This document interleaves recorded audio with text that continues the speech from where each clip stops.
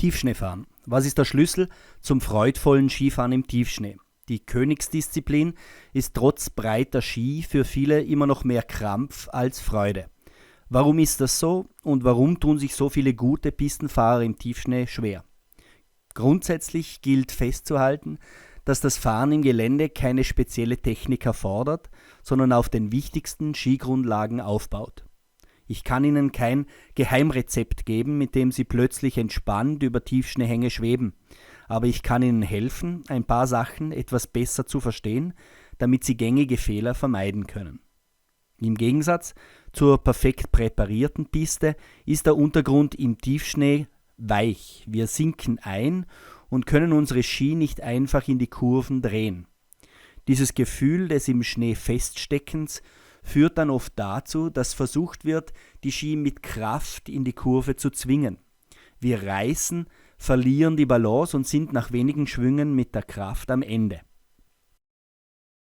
Kleinere Fehler, die sich auf der Piste nicht auswirken, kommen im Gelände stärker heraus. Ein leichtes Mitdrehen wird zum Reißen, leichte Rücklage leicht zur Rückenlage. Die entscheidenden Faktoren für die Performance sind auch im Tiefschnee die Fähigkeit, sauber Steuerdruck aufbauen zu können, um Richtung zu machen und effizient lösen zu können. Es geht um das Wechselspiel zwischen Leichtsein, über dem Schnee zu schweben, und dem sanften Einsinken, um Richtung zu machen.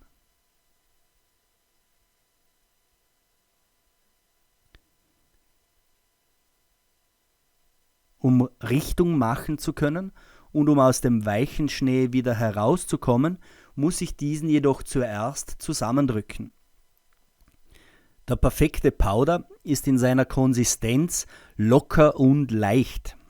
In einer Schneeballschlacht zum Beispiel habe ich schlechte Karten, wenn meine Schneebälle so aussehen. Kinder wissen, dass dazu der weiche Schnee zuerst zusammengedrückt werden muss. Sobald dies passiert, wird der Schnee hart und der Schneeball hat auch Wirkung, falls er trifft. Und genau gleich funktioniert es beim Tiefschneefahren. Ich drücke den Schnee mit meinem Körpergewicht zusammen, kann dann diese Unterlage nutzen, um in die nächste Kurve zu lösen. Ich habe also eine harte Unterlage geschaffen, die es mir erlaubt, in die nächste Kurve vor hochzukommen.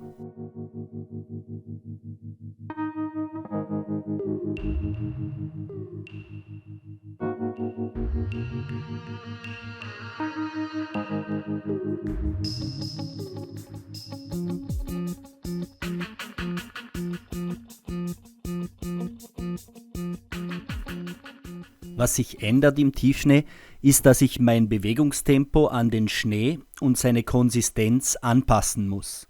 Ähnlich wie beim Aufbau von Wasserdruck beim Schwimmen, muss ich auch beim Tiefschneefahren das Gefühl dafür entwickeln, wie sehr ich den Schnee zusammendrücken kann, um Widerstand zu erzeugen. Die folgenden Übungen sollten Ihnen dabei helfen, dieses Gefühl zu verbessern.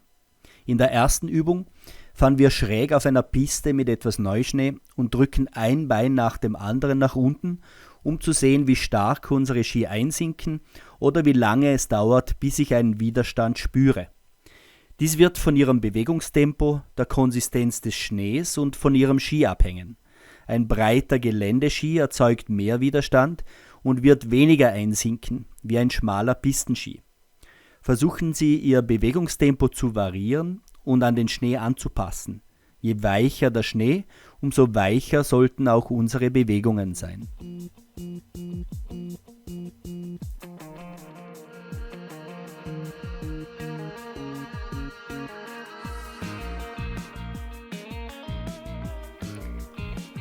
In der nächsten Übung machen wir genau das Gleiche, nur dieses Mal beidbeinig. Sobald wir eine solide Unterlage spüren, kommen wir langsam vor hoch und lassen die Ski langsam wieder auftauchen. Indem wir diese Übung etwas dynamischer ausführen, kommen wir stärker aus dem Schnee heraus. Versuchen Sie, das richtige Timing zu finden, um so weit als möglich wieder aus dem Schnee zu kommen. Durch das Lösen nach vorne beginnen wir leicht vorrück zu pendeln und die Ski beschreiben eine Kurve wie im Delfinschwung.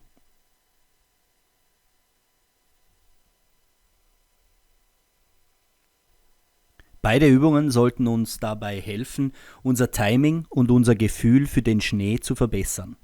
Sind wir zu plump in unserer Bewegung, so werden wir den Druck nicht finden können, sondern sinken nur noch mehr ein.